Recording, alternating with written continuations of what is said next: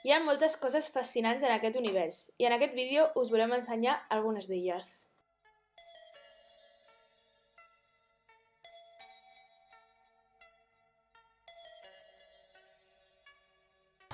En la cosmologia moderna, l'origen de l'univers és l'instant en què va aparèixer tota la matèria i l'energia que tenim actualment en l'univers, com a conseqüència d'una gran explosió. Hi ha diverses teories científiques sobre l'origen de l'univers. Les més acceptades són la del Big Bang i la teoria inflacionària, que es complementen. El Big Bang constitueix el moment que del no-res emergeix tota la matèria de l'univers. La matèria, fins en aquest moment, és un punt de densitat infinita, que en un moment donat explota generant l'expansió de la matèria en totes les direccions i creant el que coneixem com el nostre univers. La teoria del Big Bang va sorgir de l'observació de l'allunyament a gran velocitat d'altres galàxies respecte a la nostra en totes les direccions, com si haguessin estat repel·lides per una antiga força explosiva. Abans del Big Bang, segons els científics, la immensitat de l'univers observable, inclosa tota la seva matèria i radiació, estava comprimida en una massa densa i calenta. Aquest estat gairebé incomprensible es diu que va existir tan sols una fracció del primer segon de temps.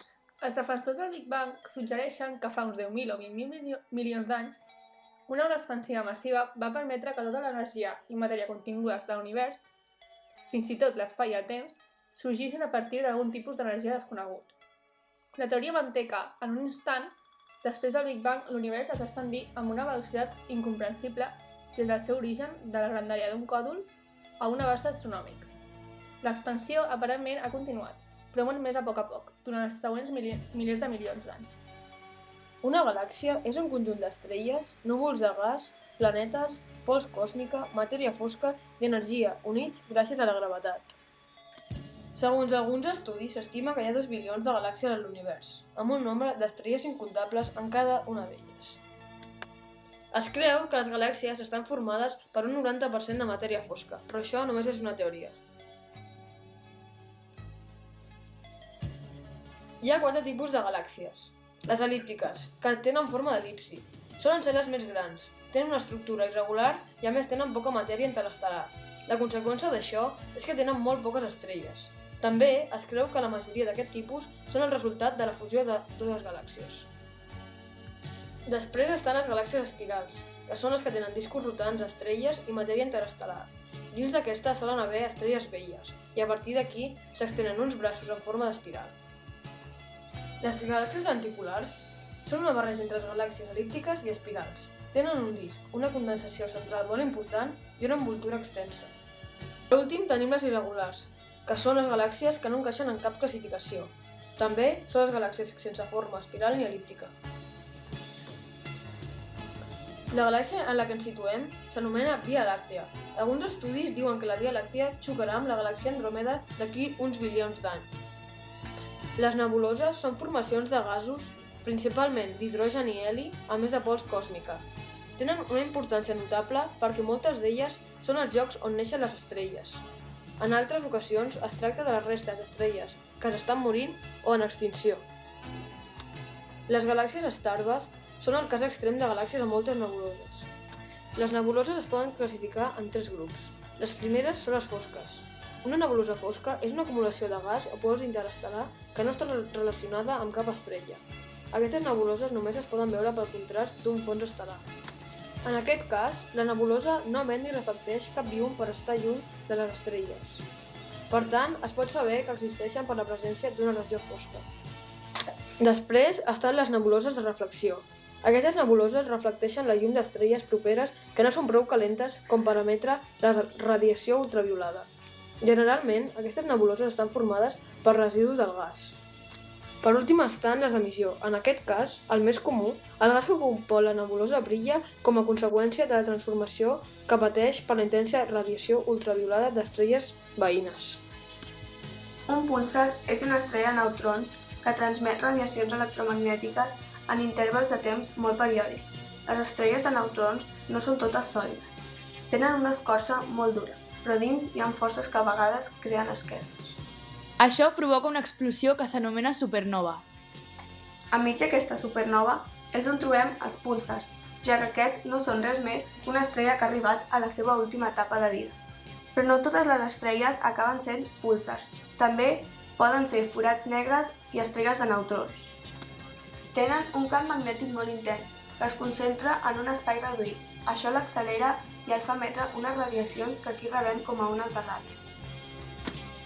El primer púlsar va ser descobert l'any 1967 per Anthony Hewish i Jocelyn Bell en l'Observatori de Radioastronomia de Cambridge. El descobriment va succeir accidentalment. Un exoplaneta és un planeta que orbita en una estrella diferent al Sol, és a dir, parlem d'una altra estrella i que, per tant, no pertany al nostre sistema solar.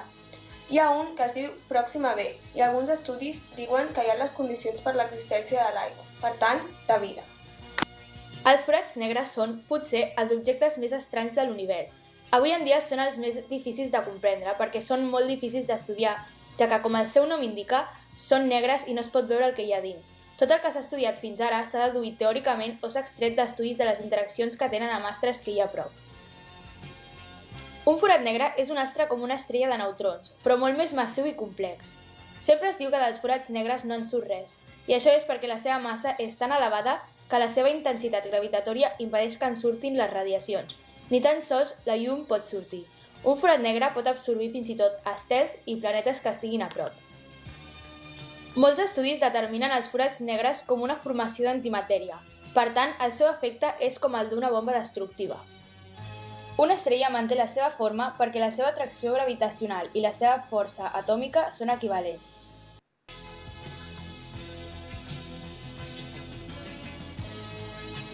Però al cap de milions d'anys, l'estrella consumeix el seu combustible atòmic. Llavors, no hi haurà cap força que actuï cap a l'exterior i és quan l'estrella es col·lapsa sobre si mateixa, primer explota en forma de supernova i després es converteix en un forat negre. Hi ha 4 tipus de forats negres. Els forats negres supermassius són els objectes immensament grans que es creu que poden superar la mida del sistema solar. Alguns d'aquests forats es troben al centre de les galàxies i fan que aquestes girin. També tenim els forats negres mitjans. S'estima que la seva mida pot ser similar a la de la Terra, encara que amb una massa molt més superior, fins 100 vegades la massa del Sol. Els forats negres estel·lars podrien haver estat provocats per l'explosió d'una estrella no molt gran. Tenen una mida més petita a l'anterior. El seu diàmetre pot ser de quilòmetres amb una massa superior a la del Sol. I per últim tenim els microforats negres. No es sap el seu origen, però es pensa que van ser creats en els inicis de l'univers.